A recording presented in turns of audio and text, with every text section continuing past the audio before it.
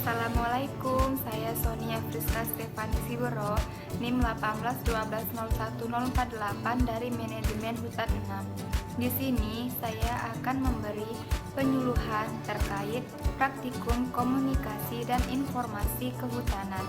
Saya akan memberi penyuluhan yang berjudul cara menyusun program penyuluhan kehutanan di Ekowisata Pemandian Namu Sirasira, Kecamatan Sebingai, Kabupaten Langkat, Provinsi Sumatera Utara. Keberadaan penyuluh kehutanan merupakan salah satu ujung tombak pembangunan kehutanan di lapangan. Penyuluhan kehutanan mempunyai peranan yang sangat penting dan strategis dalam mendidik dan mengajak masyarakat sekitar hutan agar mau dan mampu ikut terlibat di dalam pengelolaan hutan secara lestari. Kondisi ideal yang dapat menunjang keberhasilan penyuluhan kehutanan adalah kesadaran, kerelaan, dan kesiapan penyuluhan tersebut untuk mau dan mampu mendampingi masyarakat dengan berada di tengah-tengah atau bila perlu menetap bersama masyarakat. Ekowisata merupakan perjalanan wisata ke suatu lingkungan, baik alam yang alami maupun buatan, serta budaya yang ada yang bersifat informatif dan partisipatif yang bertujuan untuk menjamin kelestarian alam dan sosial budaya. Jadi, kegiatan ekowisata secara langsung memberikan akses kepada semua orang untuk melihat, mengetahui, dan menikmati pengalaman alam, intelektual, dan budaya masyarakat lokal. Kegiatan ekowisata dapat meningkatkan pendapatan untuk pelestarian alam yang dijadikan sebagai objek wisata ekowisata dan menghasilkan keuntungan ekonomi bagi kehidupan masyarakat yang berada di daerah tersebut atau daerah setempat. Tujuan dari penyuluhan ini adalah untuk memberikan arahan, pedoman, dan alat untuk mempromosikan ekowisata Namu Sirasira sesuai dengan tujuan program penyelenggaraan penyuluhan. Manfaat dari penyuluhan ini adalah agar menarik para pengunjung ekowisata pemandian Namu Sirasira dan menambah pemasukan para pedagang yang berjualan di sekitar pemandian Namu Sirasira. Ekowisata Namu Sirasira terkenal dengan pemandian alam dan olahraga arung jeram. Namun, ekowisata Namu Sirasira ini tidak menyediakan cenderamata bagi para pengunjung. Padahal, pengunjung yang datang ke pemandian ini sangatlah ramai. Para pedagang hanya menyediakan cemilan dan minuman untuk para pengunjung. Apabila para pedagang menyediakan cenderamata, para pengunjung pasti akan tertarik untuk datang, dan pemasukan ekonomi para pedagang pasti akan bertambah. Saya akan menyusun program penyuluhan berupa memberi arahan untuk para pedagang mengenai pentingnya menyediakan cenderamata agar menarik banyak pengunjung lagi dan menambah pemasukan ekonomi mereka. Salah satu unsur dari ekowisata yaitu kenangan adalah menjadi salah satu unsur yang harus diwujudkan khususnya di dalam usaha pemasaran produk-produk wisata, yaitu seperti cenderamata atau souvenir yang akan dimanfaatkan oleh wisatawan sebagai sebuah kenangan yang dapat diperoleh dari tempat kunjungan wisata ke daerah asalnya. Di negara Indonesia, usaha cenderamata atau souvenir sudah mulai tumbuh, terutama di Bali sudah maju dengan pesat. Tetapi jika dibandingkan dengan negara lain, bisnis cenderamata di negeri kita masih lemah. Banyaknya kunjungan wisatawan diharapkan dapat memperbesar kesempatan membuka usaha yang tentunya dapat memberikan peningkatan pendapatan masyarakat setempat.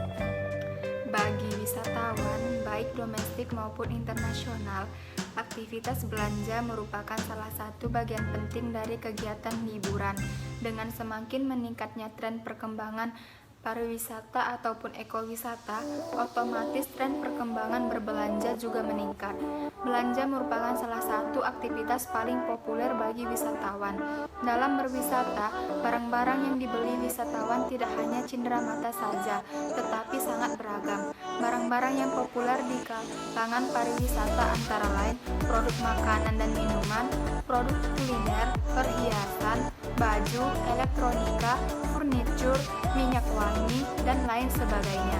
Dengan keanekaragaman pariwisata ini, maka tidaklah mengherankan apabila sektor pariwisata berpotensi menstimulir sektor lainnya seperti perekonomian, ketenaga kerjaan, dan lain sebagainya. Kemampuan merancang dan mengimplementasikan program pemasaran melalui bauran pemasaran untuk wisata belanja yang tepat sangatlah penting karena akan berpotensi mengundang investasi dan jumlah wisatawan yang berkunjung. Bapak dan Ibu sekalian, cenderamata itu sendiri secara khusus adalah barang yang sering menjadi favorit wisatawan untuk dibeli dan dibawa pulang. Cenderamata tersebut bisa dibeli untuk menjadi koleksi pribadi maupun untuk oleh-oleh. Tentu saja tidak semua produk wisata dapat dikategorikan sebagai cenderamata. Yang menarik diperhatikan adalah bahwa perilaku wisatawan dan masyarakat setempat dalam berbelanja sangatlah berbeda. Seringkali dalam berbelanja, wisatawan lebih mementingkan faktor-faktor non-harga seperti kualitas, keunikan, kelangkaan, dan kreativitas. Keinginan wisatawan untuk menemukan produk khas dari suatu destinasi wisata sering diiringi dengan pengorbanan yang tak tanggung-tanggung, baik uang maupun waktu dan tenaga. Kepuasan diperoleh wisatawan bisa jadi dapat dijelaskan melalui teori kepuasan secara umum yang apabila kenyataan melebihi atau setidaknya sama dengan harapan, maka pembeli akan puas. Demikianlah pula perilaku wisatawan setelah membeli dan mendapatkan kepuasan tersebut.